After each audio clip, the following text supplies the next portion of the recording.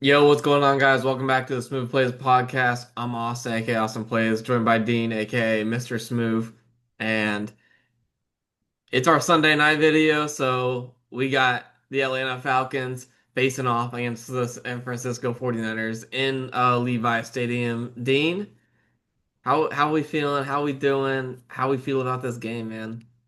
I'm doing great, man. This game should be a good one. The Falcons going out to the West Coast to play Mac Jones and the Niners. And one thing I want to ask you about this Atlanta team, I watching them on Monday night last week against Buffalo. I think that was, in my opinion, the Atlanta Falcons' peak. Not meaning their best game, but just meaning that's what they want to do. Like if they can get Drake London the ball as many times as they did, and then get Bijan. They spent these high draft picks on these skill positions, and that was really their peak. I mean, Drake London went crazy, Bijan went crazy, and I think Bijan's the best running back in the league right now, in my opinion. That dude is Yeah, electric. no, I agree. I think from a talent standpoint and production, and can you just combine the two? I think that he probably is. I mean, he passes the eye test for sure. He's a dog when it comes to, putting up numbers and, they're able to get him going in both the ground and the passing game. I mean, yeah, Bijan's really coming alive in this Falcons offense with Penix. But also guys like Drake London. Drake, he tore it up on Yeah, Monday last week. And so again, this has always been the story with Atlanta. It's like they got all these high draft picks, like you said, and just are they going to be able to use them? And they're finally starting to use these guys, and now we're seeing the results of it. yeah, we are. And what do you think about Michael Penix this play so far? I think Michael Penix, he's looked like a guy that is it's his first year as a starting quarterback, in my opinion. I think he's had some ups, but he's also had some lows. But I mean, Atlanta coming off the bye week and looked really good against Buffalo. We'll see if they can carry that momentum into another primetime game here against San Francisco, who is going to be missing one of the best defensive players in the league in Fred Warner, who is out for the year, unfortunately. Yeah, and they already lost Nick Bosa earlier in the year. It's gonna be a tall task because I like Penix. I like this Falcons offense, and I like what Raheem Morris is doing with their defense too. Atlanta's defense is sneaky good, I think, and but they're running into Mac Jones, and Mac Jones has been balling. Simple as that. With his top target, Kendrick Bourne, and I believe the San Francisco 49ers are getting George Kittle back this week, so that should help Mac Jones a lot. What do you think the Niners have to do to try to win this one? Well, I mean, I think the recipe for the Niners, regardless of, getting Kittle back, getting, if they get receivers back, whatever, I don't think it really matters. Um, the recipe has to be still get the ball into 23's hands as much as possible and let McCaffrey take you to the promised land, at least offensively. Defensively, I think, it's gonna be weird without Fred Warner. We saw what that looked like against Tampa last week. It was, as soon as Fred Warner went out, we saw Tampa kind of attack the middle of the field and kind of expose that hole. So we'll see if San Francisco can have guys step up and in those moments, especially here on prime time, you're going to need guys to step up. And against a talented Atlanta Falcons roster, it's just what the difference is between good teams and great teams. Good teams, you know, you can have guys go down but not always show up. But great teams, they got guys that can step up and fill those holes. So. We'll see if they're able to do it. I think you gotta slow down Bijan, obviously, if you're San Francisco.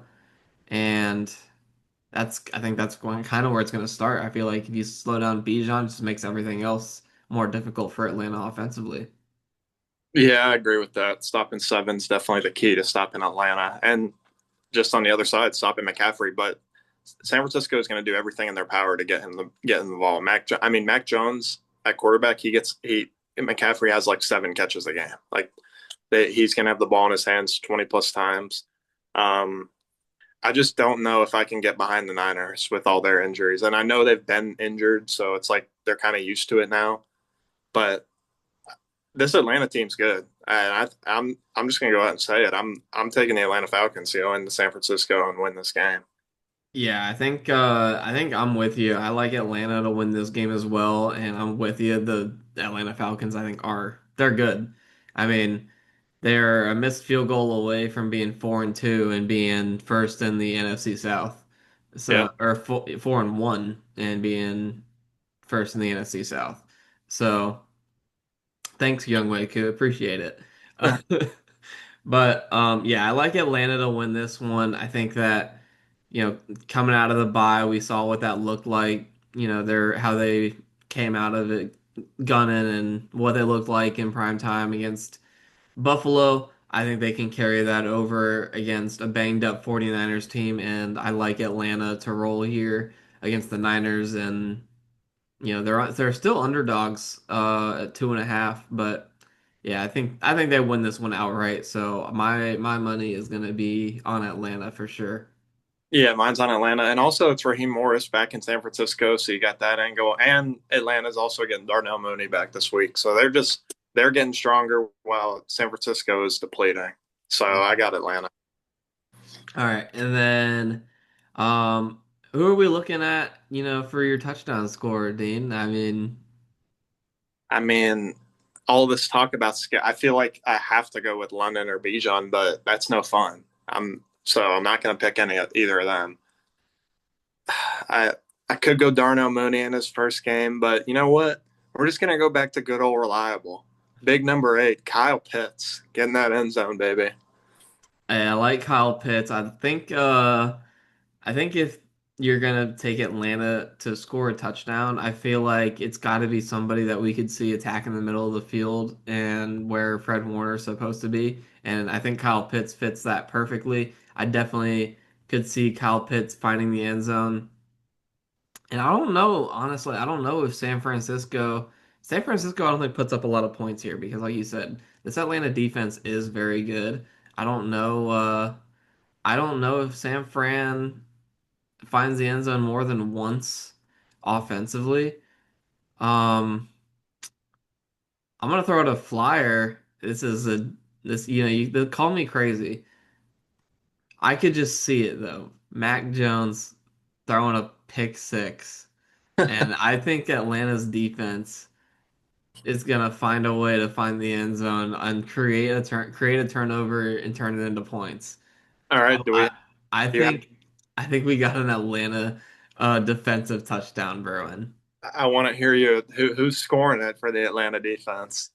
I mean, if I'm being honest, I think, Kittle coming back, you obviously could look at, one of the safeties, like the rookie Xavier Watts. I could see him being a potential play because that guy is all over the field, I feel like for Atlanta. I like Xavier Watts a lot.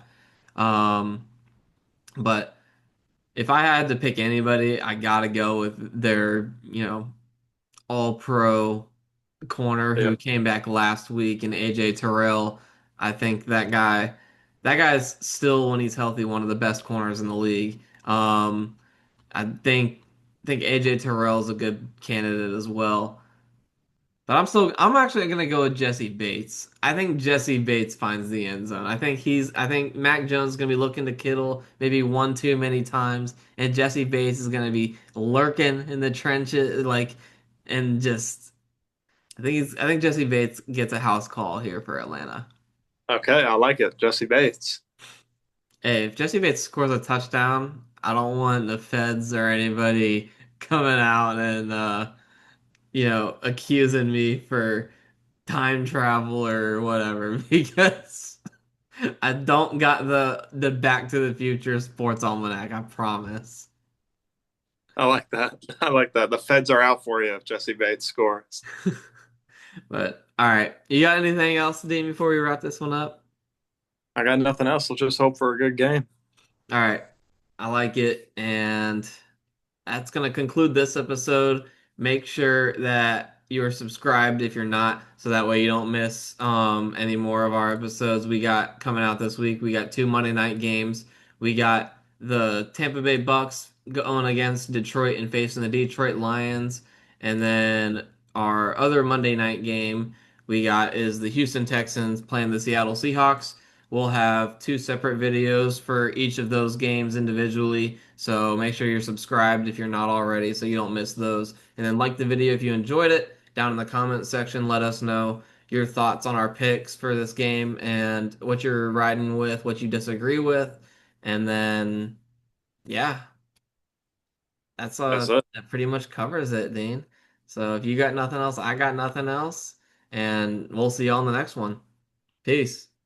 Peace.